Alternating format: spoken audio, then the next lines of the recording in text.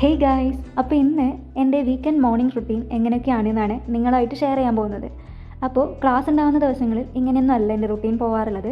അപ്പോൾ വീക്കെൻഡ് ഡേയ്സിൽ എനിക്ക് സ്പെഷ്യൽ റുട്ടീനൊക്കെയാണ്. എന്ന് വെച്ചാൽ ഞാനിങ്ങനെ സ്ട്രിക്റ്റ് ആയിട്ട് റുട്ടീൻ ഫോളോ ചെയ്ത് ജീവിക്കുന്ന ഒരാളൊന്നുമല്ല. കൂടാതെ ഞാനിപ്പോൾ വെയിറ്റ് ഗെയിൻ കൂടെ സ്റ്റാർട്ട് ചെയ്തുകൊണ്ട് കുറച്ച് ഫുഡിൻ്റെ കാര്യത്തിലും അതുപോലെ തന്നെ വർക്കൗട്ടിൻ്റെ കാര്യത്തിലൊക്കെ ശ്രദ്ധിക്കുന്നുണ്ട്. അപ്പോൾ അത് എന്തൊക്കെയാണെന്ന് കൂടെ നിങ്ങളുമായിട്ട് ഷെയർ ചെയ്യാമെന്ന് കരുതി. സാധാരണ കോളേജ് ഉണ്ടാകുമ്പോൾ ഇത്തിരി കൂടെ നേരത്തെ എണീക്കാറുണ്ടായിരുന്നു. ഇന്നിപ്പോൾ കോളേജൊന്നും ഇല്ലാത്തതുകൊണ്ട് തന്നെ വലിയ പണിയൊന്നുമില്ല. അതുകൊണ്ട് കുറച്ച് ലേറ്റായിട്ടാണ് ഞാനിന്ന് എണീറ്റത്. രാവിലത്തെ ഈ പരിപാടികളൊക്കെ കഴിഞ്ഞതിന് ശേഷമാണ് ഞാൻ ജിമ്മിൽ പോകാറുള്ളത്. ഇപ്പോൾ ക്ലാസ്സുള്ള ദിവസങ്ങളാണെങ്കിൽ ഞാൻ നല്ല രാവിലെ ഒരു 5:45, 6 മണിയൊക്കെ ആകുമ്പോൾ പോകാറുണ്ട്. ഇപ്പോൾ ക്ലാസ് ഇല്ലാത്തതുകൊണ്ട് തന്നെ കുറച്ച് ലേറ്റായിട്ട് പോയാലും വലിയ പ്രശ്നമൊന്നും ഉണ്ടാവില്ല. രാവിലെ ഇങ്ങനെ ഇരുന്ന് റിലാക്സ്ഡ് ആയി ചായ കുടിക്കുക എന്നുള്ളത് എനിക്ക് ഭയങ്കര ഇഷ്ടമുള്ളൊരു കാര്യമാണ്. സത്യം പറഞ്ഞാൽ ഇങ്ങനെ ചായ കുടിക്കുമ്പോൾ എന്തോ ഒരു പ്രത്യേക സുഖമാണ്. ഈ ചായ അൺഹെൽത്തി ആണെന്നുള്ളത് എനിക്കറിയാം, പക്ഷേ കംപ്ലീറ്റ് ആയിട്ട് അങ്ങോട്ട് ഒഴിവാക്കാൻ എനിക്ക് എന്തോ പറ്റുന്നില്ല. ഇതിന് മുന്നേ ആയിട്ട് ഞാൻ നട്ട്സ് കഴിക്കാറുണ്ട്. അപ്പോൾ അത് ഞാൻ വീഡിയോ എടുക്കാനായിട്ട് മറന്നു പോയിട്ടുണ്ട്. ചായ കുടിച്ച് കഴിഞ്ഞാൽ പിന്നെ നമുക്ക് ജിമ്മിലേക്ക് പോകുന്നതിന് മുന്നേ ആയിട്ട് കഴിക്കാനുള്ള സ്നാക്ക് ഉണ്ടാക്കലാണ്. അപ്പോൾ അത് ഉണ്ടാക്കാമെന്ന് പറയുമ്പോൾ അത്ര വലിയ പണിയൊന്നുമില്ല. ഞാൻ സാധാരണ ഒരു 2 ബ്രെഡിൽ പീനട്ട് ബട്ടർ പരത്തിയിട്ടാണ് കഴിക്കാറുള്ളത്. ഇനിയിപ്പോൾ ബ്രെഡോ പീനട്ട് ബട്ടറോ അതൊന്നും ഇല്ലാന്നുണ്ടെങ്കിൽ ഒരു പഴം, അതല്ലാന്നുണ്ടെങ്കിൽ ഓട്സ് ഉണ്ടെങ്കിൽ ഓട്സ് തലേദിവസം രാത്രി സോക്ക് ചെയ്ത് വെച്ചിട്ട് അതിൽ പഴവും നട്ട്സൊക്കെ ആഡ് ചെയ്ത് കഴിക്കുകയാണ് ചെയ്യാറുള്ളത്. അപ്പോൾ ഇതിലേതെങ്കിലുമൊക്കെ തന്നെ നമുക്ക് വർക്കൗട്ടിന് മുന്നേ ആയിട്ട് കഴിക്കണം. വർക്കൗട്ട് ചെയ്യുമ്പോൾ വെറും വയറ്റിൽ വർക്കൗട്ട് ചെയ്യുന്നത് അത്ര നല്ലതല്ല എന്നാണ് ഞാൻ കേട്ടിട്ടുള്ളത്.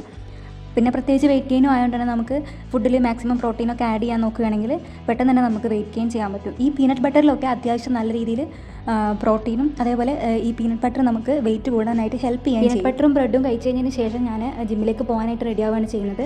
അപ്പോൾ ജിമ്മിൽ പോകുമ്പോൾ നമ്മൾ മാക്സിമം കംഫർട്ടായിട്ടുള്ള മൂവ് ചെയ്യുമ്പോഴൊക്കെ കംഫർട്ടായിട്ടുള്ള ഡ്രസ്സുകളായിരിക്കണം വെയർ ചെയ്യാനായിട്ട് ശ്രദ്ധിക്കേണ്ടത്. പ്രത്യേകിച്ച് സ്പോർട്സ് വെയറോ അല്ലെങ്കിൽ ജിം വെയർ പ്രത്യേകം തന്നെ തിരഞ്ഞെടുത്ത് യൂസ് ചെയ്യാനായിട്ട് ശ്രമിക്കണം. കാരണം നമ്മൾ സ്വെറ്റ് ചെയ്യുമ്പോഴും അതേപോലെ തന്നെ പല രീതിയിലുള്ള വർക്കൗട്ടൊക്കെ ചെയ്യുമ്പോൾ നമുക്ക് ഡ്രസ്സ് കംഫർട്ട് അല്ല എന്നുണ്ടെങ്കിൽ നമുക്കത് പ്രോപ്പറായിട്ട് ചെയ്യാം. പിന്നെ ഞാൻ മോയ്സ്ചറൈസറും ലിപ് ബാമും മാത്രം ഇട്ടിട്ട് തന്നെയാണ് പോകാറുള്ളത്. കാരണം അവിടെ വേറെ കൂടുതലായിട്ടുള്ള കാര്യങ്ങളൊന്നും ആഡ് ചെയ്യേണ്ട ആവശ്യമില്ല.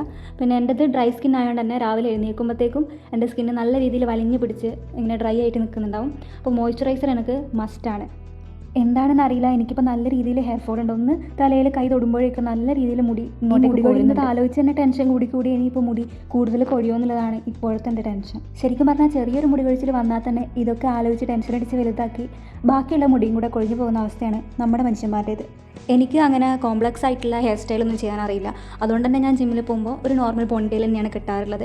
എനിക്ക് തോന്നുന്നു അത് തന്നെ ധാരാളമാണെന്ന്. കാരണം എൻ്റെ മുടി ഭയങ്കര ഷോർട്ടുമാണ്, കുറച്ച് മുന്നിലൊക്കെ ബാങ്ക്സും ഉണ്ട്. അപ്പോൾ നല്ല രീതിയിൽ അഡ്ജസ്റ്റായി ഒന്ന് ഒതുങ്ങി നിൽക്കണമെന്നുണ്ടെങ്കിൽ ആ ഒരു പോണിറ്റെയിൽ തന്നെയാണ് നല്ലതെന്നാണ് എനിക്ക് തോന്നിയിട്ടുള്ളത്. അപ്പോൾ വർക്കൗട്ട് ചെയ്യുമ്പോഴായാലും നമുക്ക് മുടി ഒരു പ്രശ്നമായിട്ട് വരില്ല. പിന്നെ നമ്മൾ ശ്രദ്ധിക്കേണ്ട ഒരു കാര്യം എന്ന് പറയുന്നത് മുടി നമുക്കിങ്ങനെ പുറത്തൊക്കെ വന്ന് ഇങ്ങനെ നിൽക്കുകയാണെന്നുണ്ടെങ്കിൽ നമുക്ക് ചൂടെടുക്കാനും കൂടുതലായിട്ട് വേർക്കാനും ഭയങ്കര ഇറിറ്റേഷൻ വരാനൊക്കെ സാധ്യതയുണ്ട്. അപ്പോൾ മുടി മാക്സിമം ടൈ ചെയ്ത് കെട്ടാനായിട്ട് ജിമ്മിൽ പോകുന്നതൊക്കെ ഞാൻ ജിമ്മിലേക്ക് നടന്നിട്ടായിരുന്നു പോകാറുണ്ടായിരുന്നത്. പക്ഷേ ഇപ്പോൾ വണ്ടി കിട്ടിയതിന് ശേഷം നടക്കാൻ ഭയങ്കര മടിയാണ്. അതുകൊണ്ട് തന്നെ വണ്ടി എടുത്തിട്ടാണ് പോകാറുള്ളത്. പിന്നെ ഇപ്പോൾ ക്ലാസ്സിലെ ദിവസങ്ങളിൽ നല്ല നേരത്തെ പോകുമ്പോൾ നടന്നു പോകാമെന്നുള്ളത് കുറച്ച് റിസ്ക്കാണ്. കാരണം നായ്ക്കൾ ഉണ്ടാവാറുണ്ട്. പിന്നെ ചില സമയങ്ങളിൽ ഇരുട്ട് മാറാറുമില്ല. അപ്പോൾ വണ്ടി തന്നെയാണ് കുറച്ചുകൂടെ സേഫ്. അങ്ങനെ ഞാൻ നേരെ ജിമ്മിലെത്തിയതിന് ശേഷം വർക്കൗട്ട് ചെയ്ത് കുറച്ച് ക്ഷീണിക്കുമ്പോഴത്തേക്കും ഞാനിങ്ങനെ ഇരിക്കും. പക്ഷേ ശരിക്കും പറഞ്ഞാൽ ഇങ്ങനെ ക്ഷീണിച്ച് ഇരുന്ന് കഴിഞ്ഞാൽ വീണ്ടും ക്ഷീണം കൂടും, മടി വരുന്നൊക്കെയാണ് എല്ലാവരും പറയാറുള്ളത്. പക്ഷേ എനിക്കിങ്ങനെ ഇരിക്കുമ്പോൾ നല്ല സുഖം തോന്നാറുണ്ട്. പ്രത്യേകിച്ച് കഴിഞ്ഞ ദിവസം ലെഗ് ഡേ ആയിരുന്നു. അപ്പോൾ അതിൻ്റെ പെയിനും കൂടെ ചിലരൊക്കെ ചോദിക്കാറുണ്ട് ഈ ജിമ്മിൽ പോയി കഴിഞ്ഞാൽ പെയിൻ അല്ലേ എന്നുള്ളത്. ഈ പെയിൻ ഉണ്ടെങ്കിൽ മാത്രമേ നമുക്ക് മസിൽ ഗ്രോത്ത് ഒക്കെ ഉണ്ടാവുള്ളൂ. അങ്ങനെയാണ് ഞാൻ മനസ്സിലാക്കിയിട്ടുള്ളത്.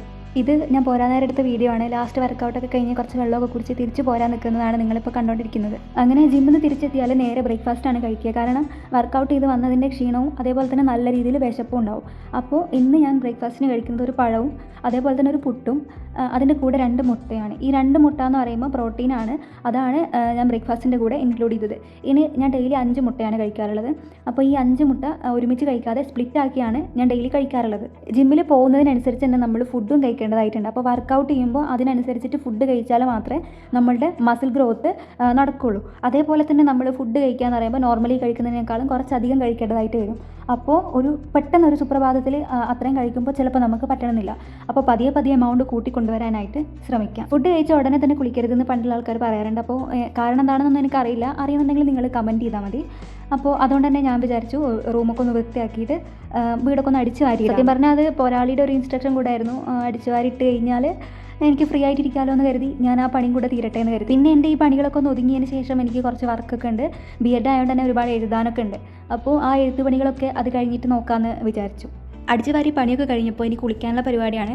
തലയിൽ ഞാൻ ഓൾറെഡി എണ്ണ തേച്ച് വെച്ചിട്ടുണ്ട്. കാരണം കോളേജ് ഇല്ലാത്ത ദിവസങ്ങളിൽ മാത്രമേ എനിക്ക് എണ്ണ അങ്ങനെ ഡീറ്റെയിൽ ആയിട്ട് തേച്ച് പിടിപ്പിച്ച് കുളിക്കാനൊക്കെ പറ്റുള്ളൂ.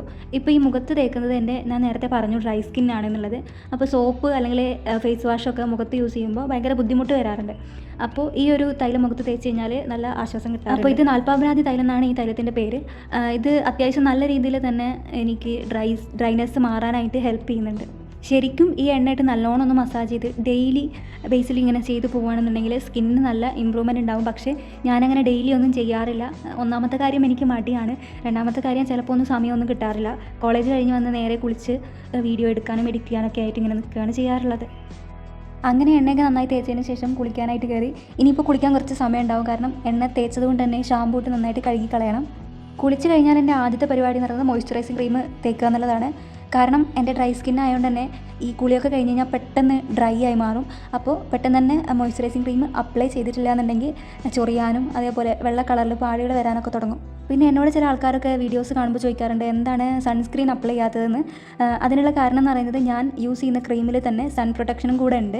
ഇത് എനിക്ക് സ്കിന്നിൻ്റെ ഡോക്ടർ എഴുതി തന്ന ഒരു ക്രീമാണ്. കാരണം എനിക്ക് മറ്റ് ക്രീമുകളൊക്കെ യൂസ് ചെയ്യുമ്പോൾ ഫേസിൽ അലർജി വരാറുണ്ട്. എൻ്റെ ഭയങ്കര സെൻസിറ്റീവ് സ്കിന്നും കൂടെയാണ്. പിന്നെ ലിപ് ബാം സ്വിസ് ബ്യൂട്ടിയുടെ ചോക്ലേറ്റിൻ്റെ ഫ്ലേവറാണ് ഞാൻ യൂസ് ചെയ്യാറുള്ളത്. ഇത് അത്യാവശ്യം നല്ല രീതിയിൽ ഹൈഡ്രേറ്റ് ചെയ്ത് നിൽക്കുന്നുണ്ടെന്നാണ് എനിക്ക് തോന്നുന്നത്. എൻ്റെ നല്ല രീതിയിൽ ഡ്രൈ സ്കിൻ ആയതുകൊണ്ട് തന്നെ ലിപ്പും ഡ്രൈ ആവാറുണ്ട്. അപ്പോൾ അത് ഒരു പരിധി വരെ കുറക്കാനൊക്കെ ഈ ലിപ് ബാമിന് കഴിയാറുണ്ട്. അപ്പോൾ ഇത്രയേ ഉള്ളൂ എൻ്റെ ഒരു വീക്കെൻഡ് മോർണിംഗ് റുട്ടീൻ എന്ന് പറയുന്നത്. അപ്പോൾ ഇനി ക്ലാസ് ഉള്ള ഒരു ദിവസത്തെ ഒരു ഡേ ഇൻ മൈ ലൈഫ് കൂടെ ഞാൻ അപ്ലോഡ് ചെയ്യുന്നതായിരിക്കും. Thank you for watching my video and അടുത്ത വീഡിയോയിൽ നമുക്ക് വീണ്ടും കാണാം.